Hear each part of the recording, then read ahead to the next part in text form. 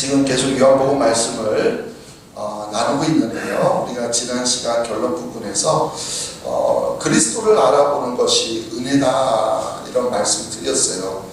세례 요한이 성령의 역사하심을 통해서 예수님을 알아보았다는 거죠.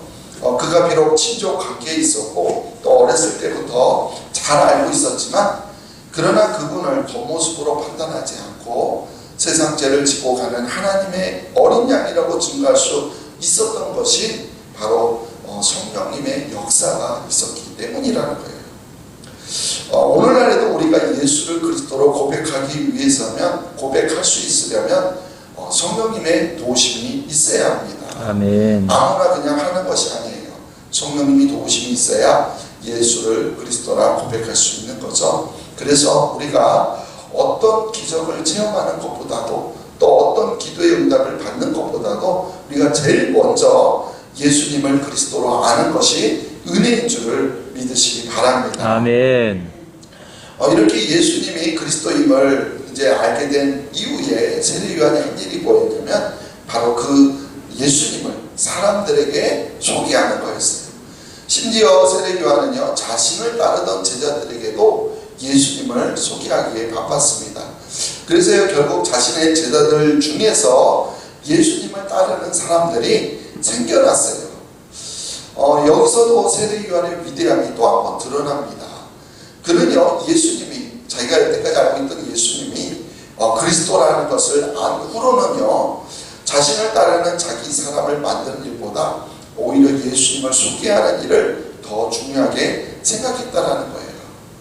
설령 자기를 따르는 제자들이 자기를 떠나서 예수님께 간다고 하더라도 세례 요한은 그렇게 예수님을 소개했다는 것이죠.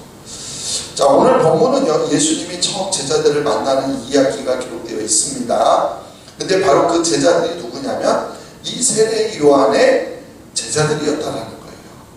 자, 오늘 본문 먼저 35절, 36절, 37절 세 개의 말씀 읽어볼게요. 또 이튿날 요한이 자기 제자 중 두 사람과 함께 있었다가 예수께서 보내심을 보고 말하되 보라 하나님의 어린 양이로다. 두 제자가 그의 말을 듣고 예수를 따르거늘.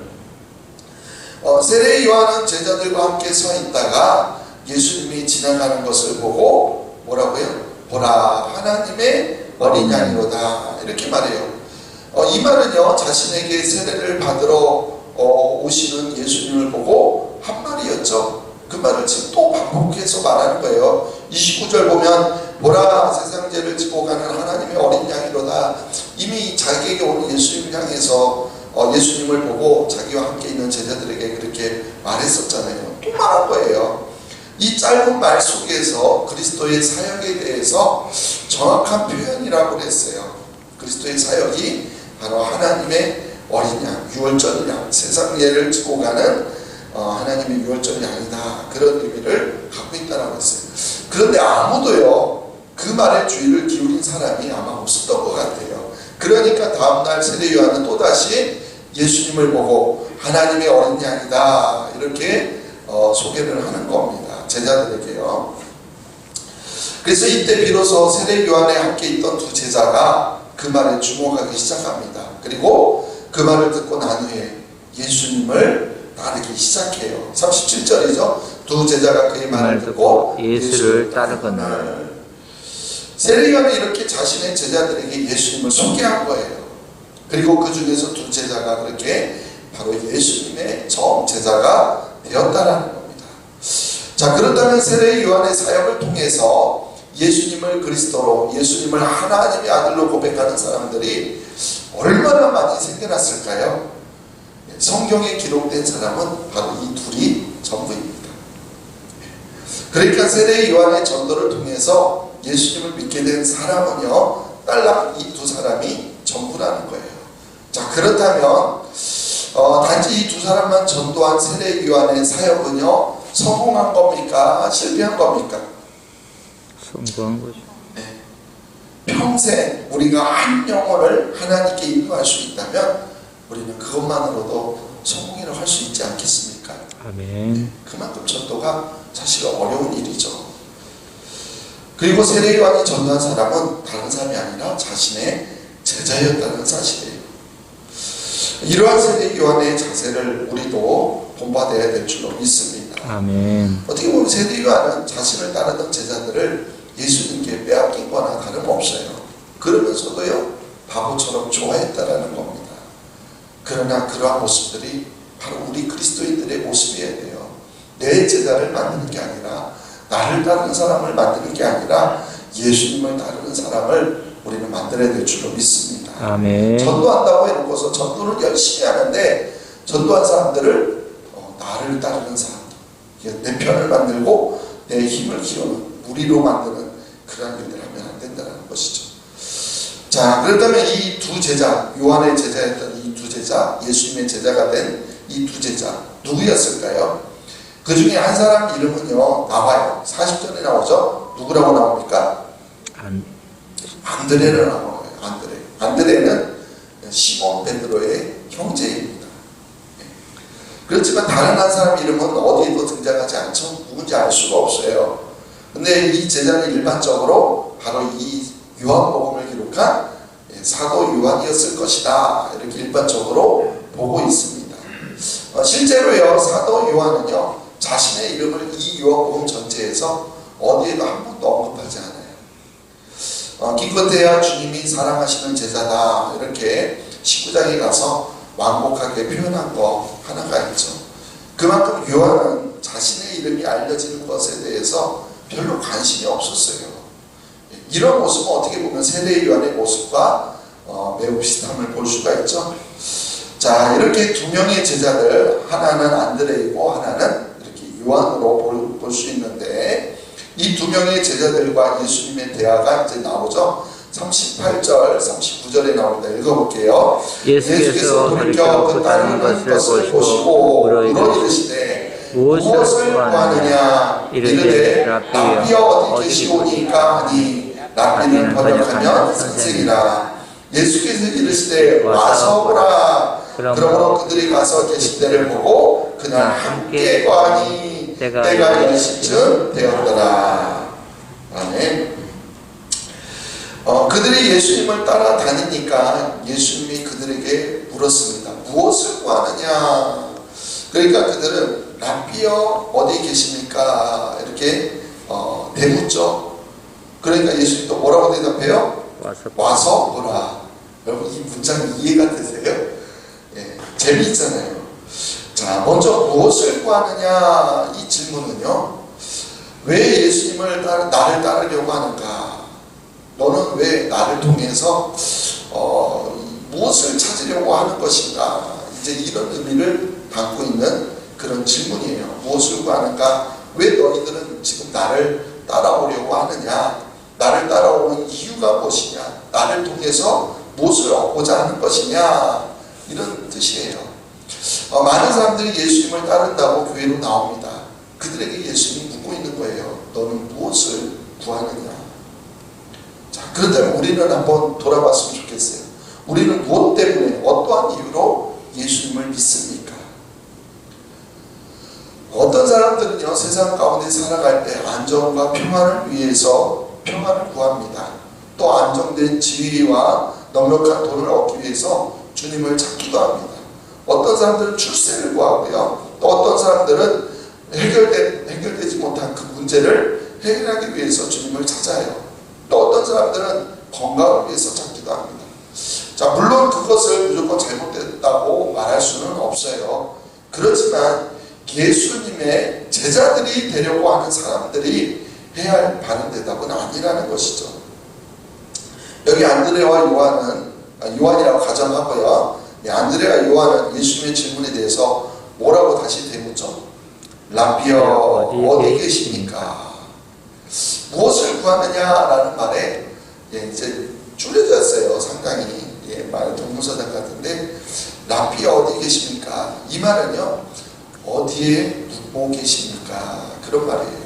지금 어디에 계십니까? 라는 말이 지금 선생님 랍비여 어디에 지금 묵고 계십니까? 이런 질문이에요. 왜 그렇게 물었을까요? 지금 잠깐 예수님을 따라가서 만난 것만으로는, 잠깐 동안의 만남으로는 부족하다라는 거예요. 단순히 어떤 지적인 호기심을 만족하려는 동기에서 예수님을 따라다니는 것이 아니라는 것이죠.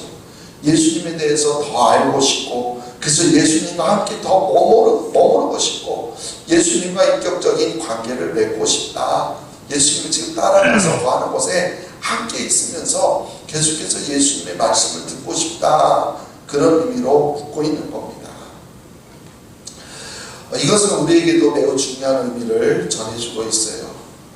주님의 제자들이라면 이들과 똑같은 그러한 마음을 가지고 있어야 될 줄로 믿습니다. 아멘. 한 달에 뭐 한 번 정도, 일주일에 뭐 한 번, 또 어떤 사람은 진짜 겨우 한 달에 한 번 그렇게 체면 치료하기 위해서 교회에 나오는 그런 사람들은요, 솔직히 우리가 그리스도의 제자라고 말할 수가 없겠죠. 진짜 제자들은 어쩌다가 그렇게 한 번 만나는 것이 아니라 정말 그분의 집에서 함께 머물면서 자신들의 문제와 어려움들을 이야기하고 싶어 한다는 거예요. 주님이 계신 곳이라면 어디든지 찾아가려고 합니다. 은혜를 받는 자리라면 사모하며 그 자리로 나아간다는 것이죠. 바로 이러한 마음이 어디 계십니까? 라는 이들의 질문에 담겨 있는 거예요. 그래서 그들의 마음을 알아차린 예수님 뭐라고 말하죠? 와서 보라. 그들을 초청하고 있는 거예요. 그래서요, 주님이 계신 곳에 가서 함께 가니 때가 몇 시쯤 되었다? 10시쯤 되었다라고 말합니다. 10시를 유대 시간으로 제 0시부터 12시, 그럼 10시는 몇 시가 되죠? 우리 시간으로 하면 오후 4시가 될 수도 있고요. 그런데 그 시간이 오후 4시라기보다는 로마 시간으로 해서 지금처럼 우리 시간으로 10시로 보기도 합니다. 유대 시간이면 10시라고 안 하고 제 10시라고 아마 이렇게 했을 거예요. 뭐 무엇이 되었든 간에 하여튼 그들은 예수님이 머무는 곳에 가서 오랜 시간 동안 주님과 인격적인 깊은 교제를 나누게 되었다는 것을 간략적으로 기록하고 있는 거예요. 그리고 그렇게 그들은 누구의 제자가 된 거예요? 예수님의 제자. 처음 제자가 된 겁니다. 말씀이 육신이 되어 육신이 되신 그분과 함께 한 공간에서 지내게 되었다는 것, 정말 얼마나 놀란 그런 복된 경험일까요? 만약에 우리들이요 어느 백화점이나 뭐 쇼핑센터에 갔다가 거기서 매우 유명한 아주 유명한 연예인을 한번 만났다고 한번 해보세요. 어떻게 행동할 것 같아요? 요즘에 막 스마트폰 있잖아요. 스마트폰으로 막 사진도 찍고 동영상도 찍고 그리고 와서 사람들에게 막 자랑하지 않을까요? 저도 그럴 것 같은데요. 그렇다면 만약에 우리가 예수님을 대면하게 되었다면 우리는 어떻게 할 것 같습니까? 정말 만나는 사람마다 내가 만난 예수님을 자랑하고 싶을까요? 그러면 얼마나 좋을까요? 근데 사실 우리 모습 속에는 그런 모습이 별로 없는 것 같아요. 결국 그 이야기는 하나님의 아들인 예수님을 만나도 우리에게는 아무런 기대나 감격이 없다는 뜻이기도 합니다. 그러나 본문에 나온 제자들은요, 가슴 벅찬 감격이 있었어요. 예수님을 만나고 같이 머물면서 그 시간이 10시까지 되면서 많은 그런 벅찬 감격이 있었던 것 같아요. 그래서 어떻게 합니까? 그들은 나가서 예수님을 자랑하기 시작합니다. 우리 40절부터 42절까지 읽어볼게요. 요한의 말을 듣고 예수를 따르는 두 사람 중 하나는 시몬 베드로의 형제 안드레라. 그가 먼저 자기 형제 시몬을 찾아 말하되 우리가 메시아를 만났다 하고, 메시아는 번역하면 그리스도라. 데리고 예수께로 오니 예수께서 보시고 이르시되 네가 요한의 아들 시몬이니 장차 게바라 하리라 하시니라. 게바는 번역하면 베드로라. 아멘. 안드로는 감격해서 제일 먼저 누구를 찾아간 거예요? 자신의 형이었던 시몬을 찾아간 겁니다. 그리고 뭐라고 말합니까? 시몬에게 우리가 메시아를 만났다. 이 말은요, 우리가 찾던 메시아를 드디어 발견했다, 이런 뜻이에요. 사실 가만히 생각해 보면 안드레가 지금 예수님을 얼마나 오랫동안 알고 지냈습니까? 그저 하루 정도 같이 지낸 것이 전부 아닙니까? 그렇다면 그가 예수님을 알면 얼마나 알겠어요? 그런데도 그는 형에게 뭐라고 말해요? 우리가 메시아를 만났다. 이렇게 전해요. 이게 바로 전도인 줄로 믿습니다. 아멘. 전도는요, 성경을 많이 안다고 잘하게 되는 것이 아니라는 거예요. 우리가 신앙생활을 오래 했다고 해서 저절로 전도를 잘하게 되는 것도 아닙니다. 전도는요, 그리스도를 만난 경험만 있다면 누구나 할 수 있다라는 거예요. 말도 많이 할 필요가 없어요. 우리가 메시아를 만났다. 우리가 주님을 만났다. 내가 예수님을 만났다. 우리는 그 말만 하기만 하면 돼요. 내가 만난 하나님, 내가 경험한 하나님의 은혜보다 더 설득력 있는 메시지는 없습니다. 아멘. 그러나 우리는 사실 전도에 대해서요, 많은 부담감을 가지고 있어요. 어떤 사람은 또 이래요. 상대방이 가지고 있는 종교의 자유를 존중해주기 위해서 전도하지 않는다. 이거는 너무나 잘못된 거죠. 그리고 사실 이런 말은 상대방이 나를 어떻게 생각할까 염려하기 때문에 말하지 못하는 경우가 더 많다라는 거예요. 전도는요, 강제로 교회로 끌고 오는 것이 아닙니다.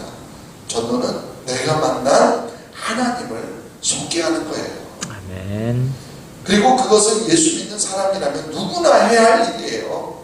그렇게 하면 그 나머지 일은 누가 하십니까? 하나님이 하시는 거예요. 이처럼 안드레는 이런저런 말을 많이 하지 않았습니다. 우리가 메시아를 만났다. 그것이 전부였어요. 이 말 한마디로요, 그의 형 베드로가 예수님께 찾아와서 결국 그도 예수님의 제자가 되었습니다. 아멘. 사실 안드레는요, 예수님의 12제자 중에서 그렇게 비중이 있는 인물이 아니에요. 그러나 안드레는요, 시몬 이 베드로 자기 형 하나를 전도한 일 하나만으로도 세례 요한처럼 마찬가지 성공한 인생인 줄로 믿습니다. 아멘. 우리도요, 우리를 통해서 베드로 같은 사람이 전도되는 그런 놀라운 일, 성공한 인생이 되기를 소망합니다. 아멘. 예, 한편 시몬이 안드레와 함께 온 것을 보고 예수님이 그에게 이렇게 말씀하시죠. 내가 요한의 아들 시몬이니 장차 게바라리라. 여기서 게바는 아람어고요, 뒤에 가로에서 써놨죠. 예. 번역하면 베드로는 헬라입니다. 헬라. 그러니까 게바나 베드로나 같은 말이에요. 같은 말. 무슨 뜻일까요? 반석. 예, 반석이라는 뜻입니다. 반석. 예수님은 그가 누구인지 잘 알고 있었어요. 왜요? 예수님은 하나님이시잖아요. 그러니까 하나님이시기 때문에 다 아시죠. 그래서 시몬이 이 베드로가 게바가 어떤 성격을 가지고 있는지 또 어떤 약점을 가지고 있는지 이미 예수님은 다 알고 계세요. 그러나 예수님은 그의 부족함 때문에 그를 제자로 받아들이는 것을 주저하지 않으셨어요. 오히려 내가 요한의 아들 시몬이지만 장차 게바라리라, 반석이라 하리라 이렇게 선언하십니다. 이게 장차라는 말이 붙었죠. 장차라는 말이 뭐예요? 지금은 아니라는 거예요. 앞으로 그렇게 될 것이다. 그런 말이잖아요. 그러니까 지금 베드로 너는 시몬 너는 지금 반석은 아니야. 지금은 네가 주님의 제자가 되기에 아직은 많은 결함을 가지고 있어. 그렇지만 내가 장차 너를 반석으로 만들어 줄 거야. 아멘. 장차 내가 하게 될 신앙 고백을 반석으로 삼아서 내가 이 땅에 내 교회를 세울 거야. 아멘. 장차 너는 위대한 하나님 쪽이 될 거야. 바로 그런 의미를 담고 있는 말이에요. 장차 개발하리라. 실제 시몬 베드로는요, 실수가 많았어요.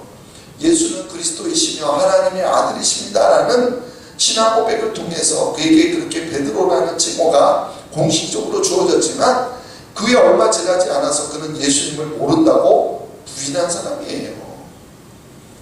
그것은요, 곧 은 30에 예수님을 판 가룟 유다가 지은 죄와 비슷합니다. 가룟 유다가 지은 죄만큼이나 아주 큰 죄였어요. 모른다고 부인한 건데요. 그럼에도 그는 결국 믿음의 반석이 되었습니다. 아멘. 담대히 주님을 증거하다가 십자가에 꼴꼴로 매달려 순교하기까지 그는 믿음의 길을 걸어간다는 거예요. 우리는 여기에서 다시 한번 하나님의 큰 은혜를 깨닫게 됩니다. 베드로가 그렇게 약점이 많은 자였지만 그런 약점을 핑계 삼아 제자로 삼지 않으신 게 아니라 오히려 그러한 그를 택하셔서 끝까지 부인한 그런 그였지만 그러나 믿음의 사도로서 하나님이 그를 쓰셨다라는 것이죠. 그를 제자로 받아들이셨다라는 거예요. 예수님이. 마찬가지로 하나님은 우리가 어떤 약점과 결점을 가지고 있는지 이미 다 알고 계세요. 그렇지만 그것 때문에 우리를 거절하시지는 않는다라는 겁니다. 아멘. 오히려 장차 우리를 새롭게 빚으셔서 사용하시겠다라고 하시는 거예요. 아멘. 바로 여기 우리의 희망이 있는 줄 믿습니다. 아멘. 그래서 주님이 택하신 제자들은 다 모두 다 사실 이런 시몬 베드로와 같은 사람들이었어요. 이게 모두 다 삐걱거리는 인생을 살고 있던 그런 사람들이라는 거예요. 그럼에도 불구하고 주님은 그러한 그들을 택하시고 그들을 새롭게 하셔서 새롭게 빚으셔서 당신의 제자로 사용하셨다는 사실입니다. 이런 하나님의 역사는 오늘날에도 그대로 반복됩니다. 하나님은 우리를 장차 위대한 하나님의 주님의 제자로 만들어 주실 걸 믿습니다. 아멘. 여전히 우리가 부족하고 또 쉽게 낙심하고 조그만 일에도 상처받고 금방 시험에 들고 또 인간적인 냄새가 나는 그런 우리 사람들이지만 그러나 장차 우리를 개바로 반석으로 베드로로 만들어 가실 줄 믿습니다. 아멘. 반석 같은 흔들리지 않는 그런 믿음을 가진 우리를 제자로 그런 제자로 만들어 가실 줄 믿습니다. 아멘.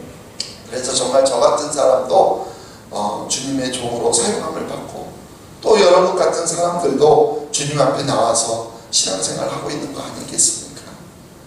안드레와 요한이 만났던 주님, 시몬이 만났던 주님, 오늘날 우리들도 만날 수 있게 되기를 소망합니다. 아멘. 그래서 우리가 메시아를 만났다, 우리가 정말 예수님을 만났다 증거하면서 그래서 주님의 이름을 높이며 능력 있게 주님의 일을 감당할 수 있는 저와 여러분들 되시기를 간절히 주님의 이름으로 축원합니다. 아멘. 하나님 아버지 감사합니다. 오늘 주의 예배 가운데 또한 요한복음 말씀을 통해서 또한 안드레와 요한을 제자로 베드로를 제자로 삼는 이 과정을 통해서 하나님이 택하시고 그들을 제자로 삼는 놀라운 은혜를 다시 한번 보게 됩니다.